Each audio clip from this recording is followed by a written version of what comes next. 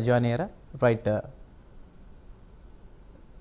గిడి సత్యనారాయణ గారు నమస్కారం అండి వెల్కమ్ టు ద డిబేట్ నమస్తే సార్ అక్కసు ఎక్కడి వరకు దారితీస్తోంది అంటే కూటమి ప్రభుత్వం చేస్తున్నటువంటి పనులన్నీ కూడా ప్రజలు గమనిస్తూ ఉన్నారు దీన్ని తట్టుకోలేని వైసీపీ ఇలాంటి కుట్రలు కంటిన్యూగా చేస్తుందని కూటమి ప్రభుత్వం నుంచి ఉన్న నేతలు కొంతమంది అభిప్రాయం వ్యక్తం చేస్తున్నారు వాళ్ళేమో రైతులు ఇబ్బందులు ఎదుర్కొంటున్నారు వాళ్ళు పరామర్శించడానికి అని రోడ్డు మీదకి వచ్చామని వాళ్ళు చెప్తున్నారు మీ కామెంట్ ఏంటి దీనికి సంబంధించి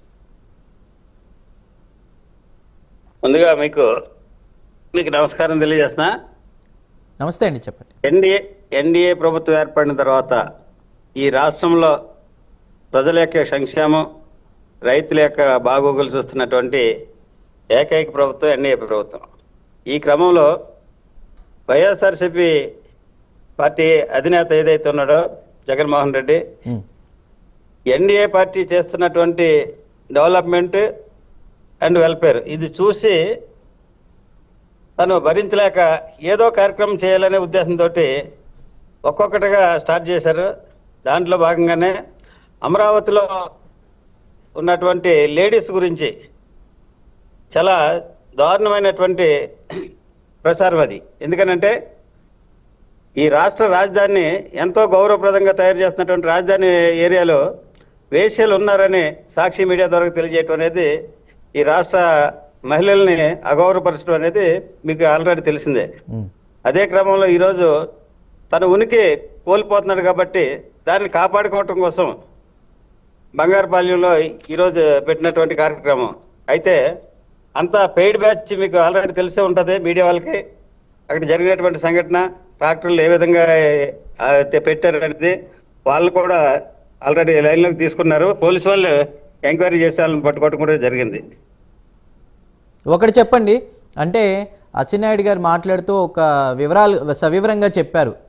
అంటే రైతుల్ని మేము కలిసాం 2 మాసాల ముందే, అదేవిధంగా కంపెనీలు కలిసాం, వాళ్ళు 4-5 రూపాయలకే కొంటామని చెప్పినప్పటికీ కూడా కొన్ని కఠినమైన నిర్ణయాలు తీసుకుంటాం అంటూ చెప్పి 8 రూపాయలకి కొనాల్సింది. అంటే కనీసం గిట్టుబాటు ధర ఆ వరకు వెళ్ళలేకపోయినా మేము చేయగలిగింది మేము చేసాం. ప్రభుత్వం నుంచి 4 రూపాయలు ఓవరాల్ గా ఒక 12 రూపాయలు కూడా కొనేలాగా మేము ప్రయత్నం చేసామంటూ చెప్తున్నారు.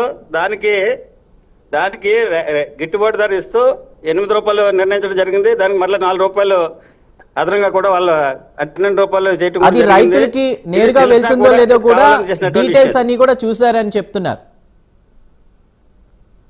ఆ ధర ఏదైతే ఉందో ప్రతి రైతు ఎన్ని క్వింటాలు తెచ్చారు వాళ్ళ ఆధార్ని అన్ని డీటెయిల్స్ చూసుకుని కంప్యూటర్స్ ద్వారా వాళ్ళకి వెళ్ళాయో లేదో ఆ డబ్బులనేవి కూడా క్రాస్ చెక్ చేసామని చెప్తున్నారు. మరి వైసీపీ గత 5 సంవత్సరాల్లో మామిడి రైతులకు న్యాయం చేసిందా, వాళ్ళకి గిట్టుబాటు ధర కల్పించిందా, ఈ రోజు రోడ్డు మీదకి వచ్చింది, కూటమి ప్రభుత్వం వాళ్ళకి న్యాయం చేయట్లేదని మాట్లాడుతుంది, దానికి మీ కామెంట్ ఏంటి?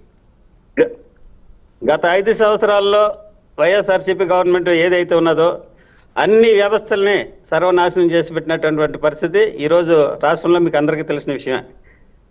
అయితే ఒక రైతులనే కాదు, గతంలో రైతుల దగ్గర నుంచి కొనుగోలు చేసినటువంటి ధాన్యానికి నెలల తరబడి వాళ్ళకి అమౌంట్ పే చేయనటువంటి పరిస్థితి అందరికీ తెలిసినటువంటి విషయం. ఆ క్రమంలో ఎన్డీఏ కూటమి ప్రభుత్వం ఏర్పడిన తర్వాత రైతుల బకాయిలు ఇమ్మీడియట్గా చెల్లించడం జరిగింది. అదేవిధంగా ధాన్యం కొనుగోలు చేసి వారికి 24 గంటల్లోనే ఆ అమౌంట్ వాళ్ళ అకౌంట్లో పడేటట్లు చేసింది. ఇటువంటి సందర్భాలు ఇవన్నీ కూడా మీకు మీడియాకు తెలిసినటువంటి విషయం.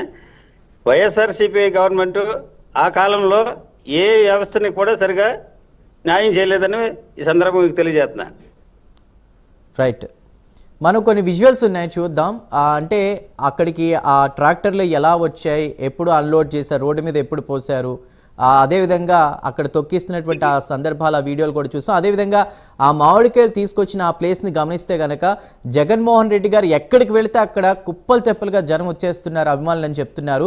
కానీ మనం విజువల్స్లో చూడవచ్చు ఆయన చుట్టూ కూడా దాదాపు 300 మంది. హెలీప్యాడ్ నుంచి అక్కడికి చేరుకునే ప్లేస్లో కూడా 30 మందికి పర్మిషన్ ఉంటే 300 మంది ఎందుకు వచ్చారనేటువంటిది ఒక ప్రశ్న. ఆ 300 మందిని దాదాపు కొన్ని వేల మందిగా చూపిస్తూ కూడా జనాలకి ఏం మెసేజ్ ఇద్దామని, అంటే మీరు ఎందుకు పర్మిషన్స్ కూడా ఇస్తున్నారు? ఇలాంటివి కంటిన్యూగా జరుగుతున్నప్పుడు కూటమి ప్రభుత్వం ఎందుకు పర్మిషన్స్ ఇస్తుంది, ఎందుకు స్ట్రిక్ట్గా అరెస్ట్లు అవి చేయకుండా ఎందుకు ఉంది అనేది కూడా ఒక ప్రశ్న ఉంది. దానికి మీ సమాధానం? బాధ్యతాయుతమైనటువంటి మాజీ ముఖ్యమంత్రి అయినటువంటి జగన్మోహన్ రెడ్డి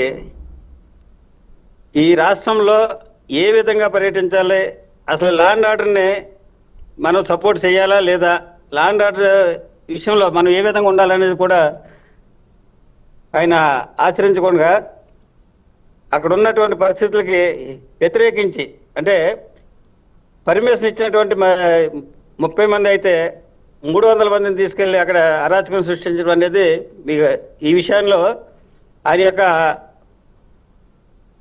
అసమర్థత మీకు అర్థమవుతూనే ఉంది.